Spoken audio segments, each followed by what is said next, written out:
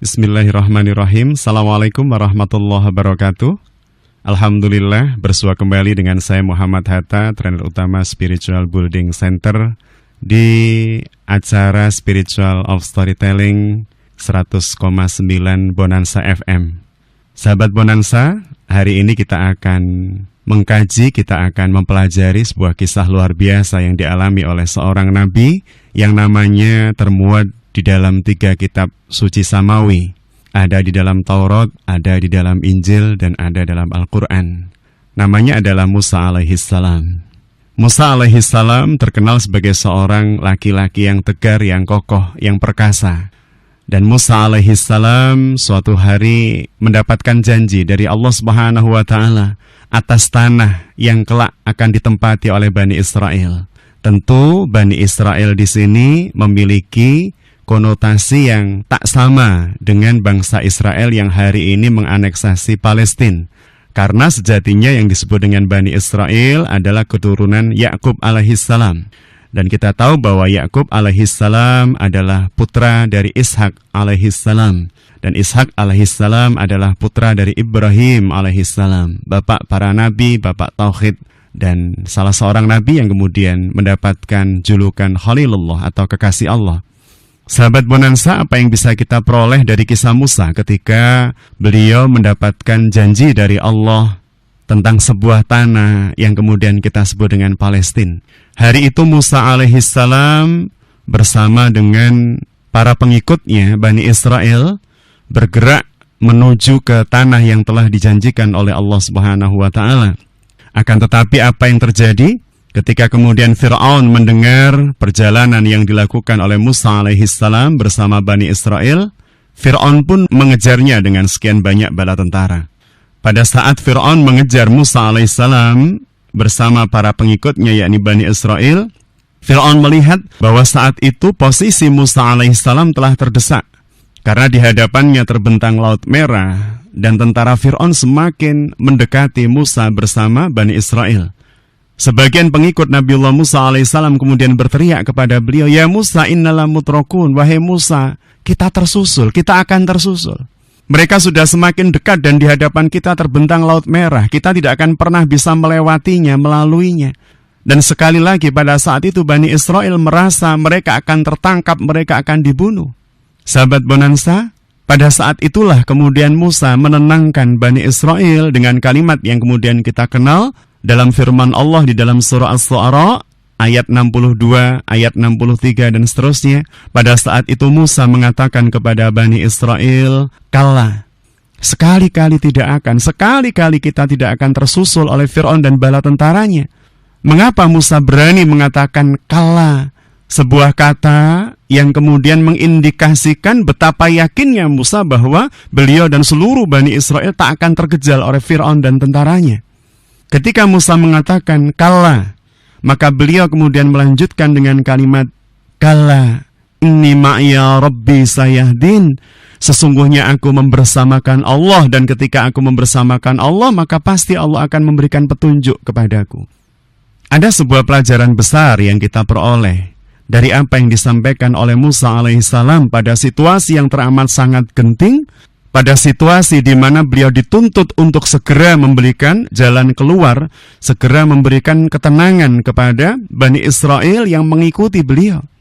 Saat itu di hadapan beliau terbentang Laut Merah, di belakang beliau tentara Fir'aun semakin mendekat dan sudah terlihat, sehingga secara rasional, timbangan logika, tak ada lagi yang bisa menyelamatkan beliau. Pasti tertangkap, pasti hancur, pasti dihabisi oleh tentara Fir'aun. Tetapi dengan yakinnya beliau mengatakan kepada Bani Israel, kalla inni ma'iya rabbi sayahdin. Kita tidak akan tersusul karena saya membersamakan Allah dalam proses perjalanan kita menuju tanah yang dijanjikan oleh Allah Subhanahu wa Ta'ala. Sayahdin, dan Allah pasti akan memberikan petunjuk manakala kita membersamakan Allah.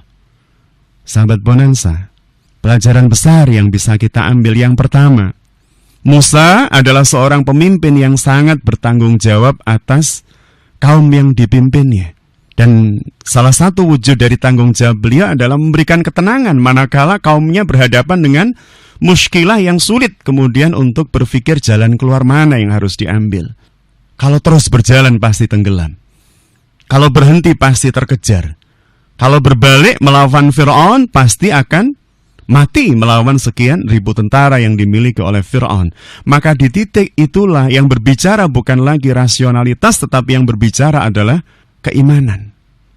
Beberapa hari ini, beberapa minggu ini, beberapa bulan terakhir ini, kita mungkin disuguhi dengan sekian banyak anak-anak yang kemudian menjadi khawatir dan memiliki rasa takut luar biasa berkaitan dengan ujian yang akan mereka hadapi, ujian kelulusan, ujian kenaikan kelas.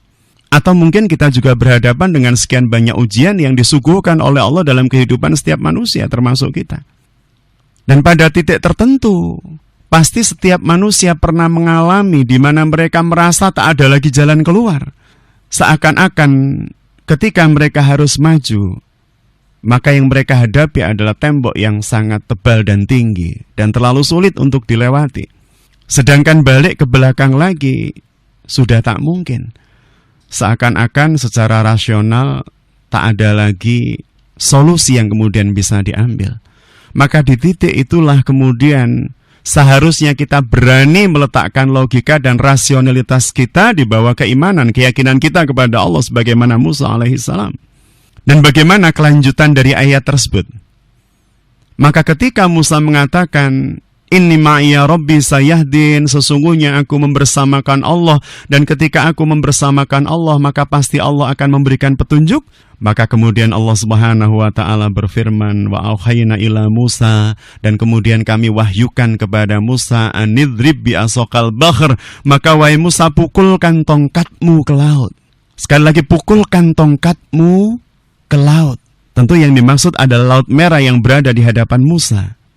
Sahabat Bonansa, tongkat yang diminta oleh Allah kepada Musa untuk memukulkan di atas permukaan laut yang ada di hadapannya adalah tongkat yang biasa dipakai oleh Musa berjalan. Tongkat yang dipakai oleh Musa untuk mengambil daun-daun kering. Tongkat yang beliau biasa pakai untuk menyanggah tubuhnya ketika berjalan. Artinya itu bukan tongkat yang tiba-tiba diturunkan dari langit. Itu adalah tongkat yang hampir setiap hari menemani beliau, menemani Nabiullah Musa alaihissalam dalam kehidupannya.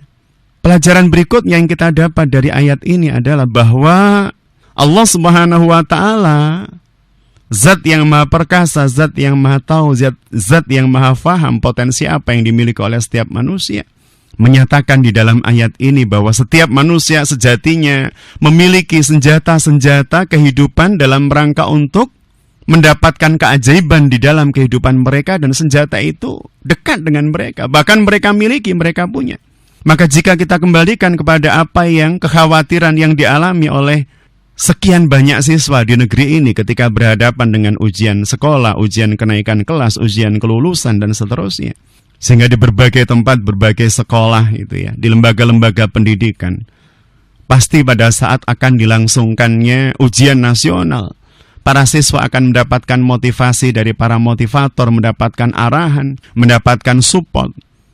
Demikian pula secara spiritualitas mereka melakukan atau mengadakan acara doa bersama dan seterusnya. Ini tentu hal yang baik, tetapi manakala kita mau jujur dan objektif, menjadi sesuatu yang tidak pada tempatnya ketika kemudian para siswa tersebut merasa hanya membutuhkan Rob mereka, Tuhan mereka pada kondisi-kondisi yang seperti itu. Dan setelahnya mereka tak dekat dengan Allah lagi. Jika kita kaitkan dengan apa yang dialami Nabiullah Musa alaihissalam, ketika beliau mengatakan, Kalla inni ma'iya Rabbi sayahdin, tidak akan Fir'aun bisa menyusul kita karena saya membersamakan Allah. Ini menunjukkan betapa Nabiullah Musa alaihissalam adalah sosok yang senantiasa membersamakan Allah dalam kehidupan-kehidupan sebelum beliau bertemu dengan Laut Merah dan dikejar Fir'aun. Sehingga kemudian keyakinan itu utuh, keyakinan itu tanpa keraguan. Keyakinan itu tak tercederai oleh ketidaksungguh-sungguhan. Ini adalah keyakinan yang sempurna, keyakinan karena memang beliau dekat dengan Allah, keyakinan karena selama ini beliau memang membersamakan Allah, sehingga pada saat kemudian terdesak oleh Fir'aun, terhadang oleh Laut Merah, beliau meyakini secara penuh bahwa Allah akan menolongnya, karena selama ini beliau telah membersamakan Allah dalam seluruh proses kehidupan beliau. Sahabat Bonanza, tentu ini sebuah pelajaran yang luar biasa buat kita. Ketika kita menjalani hidup ini, maka sebuah keniscayaan bagi kita untuk senantiasa membersamakan Allah, agar kiranya pada saat kelak kita berjumpa dengan sebuah masalah yang secara logika atau rasional tidak bisa kita selesaikan, tidak bisa kita lewati, kita sudah siap dengan kebergantungan kita atas pertolongan Allah, karena terbiasanya kehidupan kita yang terbersamai oleh Allah Subhanahu wa Ta'ala. Pelajaran ketiga yang bisa kita dapat, sekali lagi, bahwa setiap manusia sejatinya memiliki tongkat-tongkat Musa itu, memiliki potensi-potensi untuk mengundang pertolongan Allah datang dalam kehidupan kita. Dan potensi-potensi tersebut bisa jadi kita menyebutnya dengan sedekah, birrul walidain, menolong orang lain, meringankan beban orang lain, menghilangkan kesusahan orang lain. Ini adalah tongkat-tongkat Musa yang setiap saat bisa kita gunakan untuk membelah lautan masalah yang kita hadapi, yang menghadang di hadapan kita. Sahabat Bonanza, maka wajib di dalam diri kita tumbuhkan sebuah keyakinan bahwa Allah tidak akan pernah meninggalkan seorang hamba yang senantiasa membersamakannya dalam kehidupan. Bahwa Allah tidak akan membiarkan seorang hamba yang bermohon, bermunajat dan berdoa, ketika tangan itu telah terangkat, Allah tidak akan membiarkan tangan itu kembali tanpa jawaban, tanpa ijabah. Meskipun tentu ada syarat dan ketentuan yang menyertainya, agar kiranya kemudian doa-doa kita diijabah Allah, agar kiranya permohonan-permohonan kita diijabah oleh Allah Subhanahu wa Ta'ala. Dan yang terakhir, sahabat Bonanza, pelajaran besar yang kita dapatkan dari kisah Nabiullah Musa alaihissalam yang menuju tanah yang dijanjikan oleh Allah, Palestina, dalam pengejaran yang dilakukan oleh Fir'aun laknatullah bersama bala tentaranya, adalah bahwa sejatinya pertolongan Allah itu dekat, pertolongan Allah itu senantiasa ada, dekat dengan setiap hamba, manakala mereka senantiasa dan selalu berhusnudzon kepada Allah Subhanahu wa Ta'ala. Maka mari, sejak bangun tidur hingga tidur lagi, kita sempatkan diri kita untuk senantiasa melafadzkan lidah dan lisan kita akan asma Allah. Kita sempatkan hati kita untuk senantiasa terpenuhi dengan keyakinan atas janji-janji Allah. Dan kita sempatkan fikiran kita untuk senantiasa mentafakuri ayat-ayat Allah. Sukses mulia buat kita semua. Kiranya Allah Subhanahu wa Ta'ala senantiasa kita bersamakan dalam hidup kita, hingga sampainya kita pada takdir terbaik kehidupan kita. Salam sukses mulia. Assalamualaikum warahmatullahi wabarakatuh.